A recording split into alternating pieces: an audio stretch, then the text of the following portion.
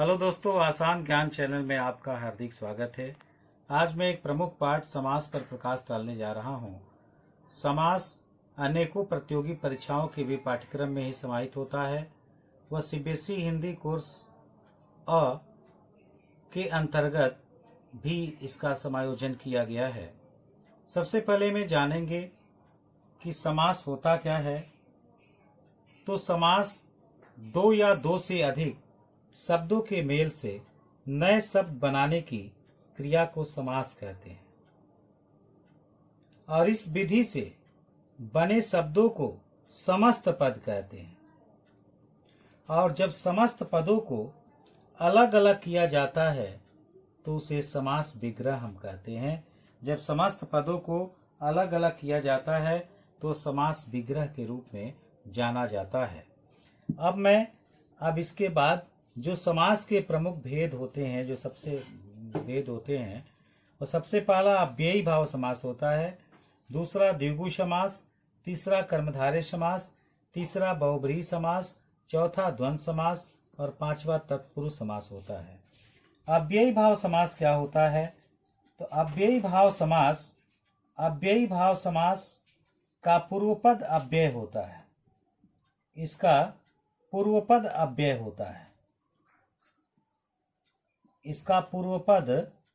होता है। अव्यय मतलब अविकारी होता है। जैसा कि हम शब्दभेद के दो प्रकार होते हैं, विकारी और अविकारी। और अविकारी शब्दों में लिंग, वचन, काल, पुरुष का कदापि प्रभाव नहीं पड़ता है। तो इसका पूर्वपद अव्यय होता है और समस्त पद भी अव्यय की भांति काम करता है। जैसे मान लीजिए कह दिया गया भर पेट, कह दिया गया, तो यदि हम लिंग बदलते भी है, जैसे रमेश भर पेट खाना खाता है, रमेश भर पेट खाना खाता है, और यही यदि हम रमेश के जगह पर यदि किसी स्त्री का नाम लिख देते हैं, राधा लिख देते हैं, तो यह भर जो है वह अव्यय है, इसलिए भरी पेट नहीं होगा। यहाँ भी भर पेट खाना खाती है। तो कहने का मतलब है कि अव्ययी भाव समास में पूर्वपद अव्यय होता है, जिसके कारण समस्त पद अव्यय हो जाता है। जैसे भरपेट हो गया, आजन्म हो गया, प्रतिदिन हो गया, गली गली हो गया। ये सारी चीज जो है, जैसे गली गली हो गया, ये जो सारी चीजें ये अव्ययी भाव समास के अंतर्गत आते हैं। अब इसका दूसरा भेद जो होता है वह द्विगु समास होता है। और द्विगु समास क्या होता है? तो द्विगु समास जो होता है, इसका पूर्वपद संख्यावाची विशेषण होता है। इसका पूर्वपद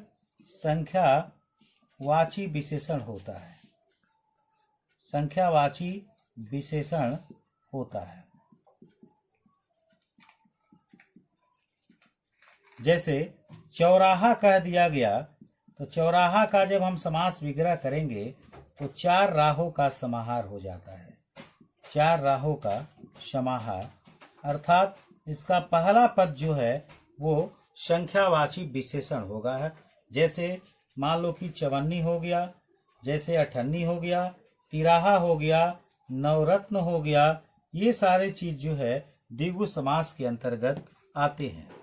अब इसका तीसरा जो भेद होता है वह कर्मधारय होता है। और कर्मधारय क्या होता है? तो इसका पूर्वपद विशेषण होता है और उत्तर पद विशेष्य होता है। पूर्वपद जो होता है विशेषण होता है और उत्तर पद इसका विशेष्य होता है। अब विशेषण विशेष्य का अंतर हम समझते हैं। जो संज्ञा और सर्वनाम की विशेषता बताते हैं वह विशेषण कहलाता है, और विशेषण जिसकी विशेषता बतलाता है वह विशेष्य कहलाता है। जैसे कमल नयन मान लीजिए कह दिया गया, तो कमल नयन का शाब्दिक तात्पर्य होता है कि कमल के समान नयन। तो ये नयन की विशेषता बतला रहा है, तो नयन विशेष्य है और कमल विशेषण है। जैसे नील गगन हो गया, तो गगन यहाँ पर विशेष्य है और नील जो है यहाँ पर विशेषण है। तो इसका पूर्वपद विशेषण और उत्तर पद विशेष्य होता है। यह कर्मधारय समास की परिभाषा होती है। और द्वंद्व समास होता है। चौथा द्वंद्व समास है। और द्वंद्व समास की क्या विशेषता होती है, तो इसमें दोनों पद प्रधान होते हैं। इसमें दोनों पद प्रधान होते हैं। द्वंद्व समास में दोनों पद प्रधान होते हैं तथा दोनों पद प्रधान होने के साथ साथ इसका जब समासी विग्रह करते हैं तो इसके मतलब विग्रह में योजक चिन्ह छिपा रहता है। जैसे चाचा चाची मान लीजिए हमने कह दिया है, तो चाचा चाची में बीच में योजक चिन्ह छिपा हुआ है और दोनों ही पद प्रधान है। यहाँ पे नाना नानी, काका काकी, माता पिता, दाल रोटी, यह द्वंद्व समास होता है। और एक बहुब्रीहि समास होता है पांचवा। तो बहुब्रीहि समास क्या होता है कि बहुब्रीहि समास में न पूर्व पद प्रधान होते हैं न उत्तर पद प्रधान होते हैं। इसमें अन्य पद की प्रधानता होती है। अन्य पद की प्रधानता होती है। अन्य पद की प्रधानता होती है। जैसे मान लीजिए कि दशानन कह दिया गया, तो दशानन का शाब्दिक तात्पर्य होता है 10 आनन वाला, जैसे लंकापति रावण। तो यह अन्य पद अर्थात रावण की तरफ संकेत कर रहा है। जैसे मान लो कि लंबोदर कह दिया गया, तो लंबोदर अर्थात यहाँ पर लंबा है उधर जिसका, अर्थात गणेश जी की तरफ यह इशारा कर रहा है। अब जो है सबसे बड़ा, अब एक तत्पुरुष समास होता है। तो तत्पुरुष समास में क्या होता है कि इसमें उत्तर पद की प्रधानता होती है। तत्पुरुष समास में उत्तर पद की प्रधानता होती है। तत्पुरुष समास में उत्तर पद की प्रधानता होती है। तत्पुरुष समास में उत्तर पद की प्रधानता होती है और इसके विग्रह में कारक चिन्ह छिपा रहता है। इसके विग्रह में कारक चिन्ह छिपा रहता है। अब विग्रह में कारक चिन्ह छिपने का तात्पर्य है कि जैसे मान लीजिए कि रसोई घर है, इसका यदि हम समासिक विग्रह करते हैं तो रसोई के लिए घर होगा, और जब रसोई के लिए घर होगा तो अर्थात के लिए छिपा हुआ है। अब इसके भी तत्पुरुष समास के भी उपभेद होते हैं, अर्थात जैसे कर्म तत्पुरुष होता है। जैसे मान लीजिए यश प्राप्त है, यश को प्राप्त, इसमें को कारक चिन्ह छिपा हुआ है, यह कर्म तत्पुरुष होगा। जैसे कर्ण तत्पुरुष है, कर्ण तत्पुरुष में जैसे मान लीजिए कि प्रेमातुर है, प्रेम से आतुर है, तो वहां पर कर्ण तत्पुरुष होगा। जैसे संप्रदान तत्पुरुष है, के लिए है, तो यहाँ पर संप्रदान तत्पुरुष होगा। जैसे अपादान तत्पुरुष है, संबंध तत्पुरुष है, और उसके बाद जो होता है इसमें अधिकरण तत्पुरुष है। अब एक नए तत्पुरुष समास होता है। नए तत्पुरुष समास में जिस समस्त पद में पहला पद जो है नकारात्मक होता है, अर्थात जैसे अजर कह दिया गया, जैसे अमर कह दिया गया, न मरे। जैसे मान लीजिए कि अयोग्य कह दिया गया, जो योग्य न हो। यहाँ पर नए तत्पुरुष की अभिव्यक्ति होती है।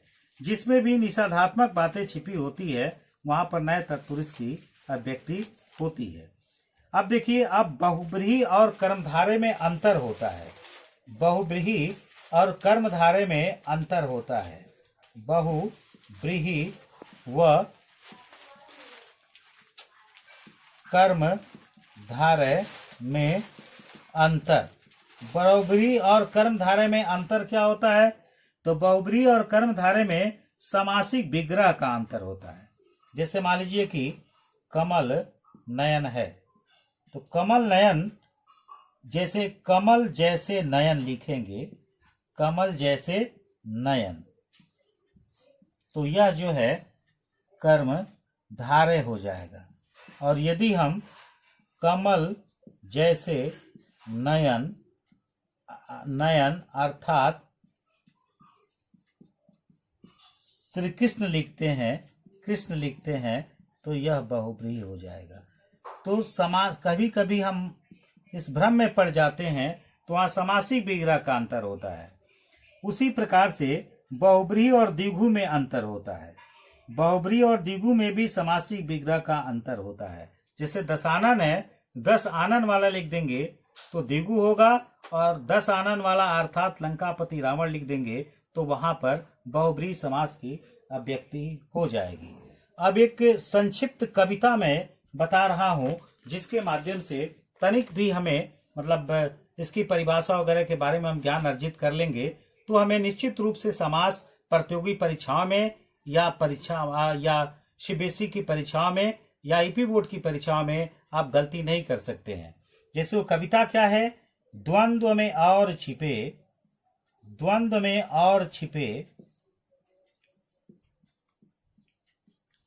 दिगु में पहला गणना पद आवत है। दिगु में पहला गणना पद आवत है। गणना पद आवत है। जामे कारक चिन्ह छिपे। जामे कारक चिन्ह छिपे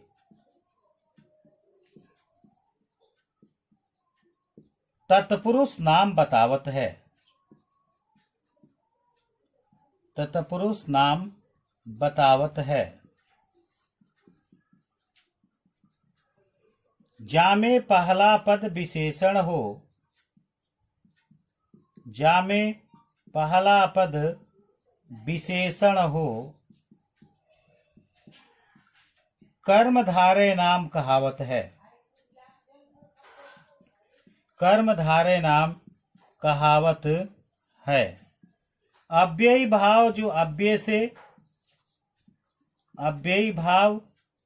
अव्यय से बहुब्रीहि अन्य प्रधानत है। बहुब्रीहि अन्य प्रधानत है। यह जो कविता है वो गागर में सागर भरती है। जैसे द्वंद्व में और छिपे अर्थात द्वंद्व में और छिपा रहता है। द्विगु में पहला संख्यात्मक पद आता है जिसमें कारक चिन्ह जिसके विग्रह में छिपा रहता है तत्पुरुष समास होता है। और जिसका पहला पद विशेषण हो कर्मधारय नाम होता है। और जिसका पहला पद अव्यय हो अव्ययी भाव होता है। और बहुब्रीहि समास में अन्य पद की प्रधानता होती है।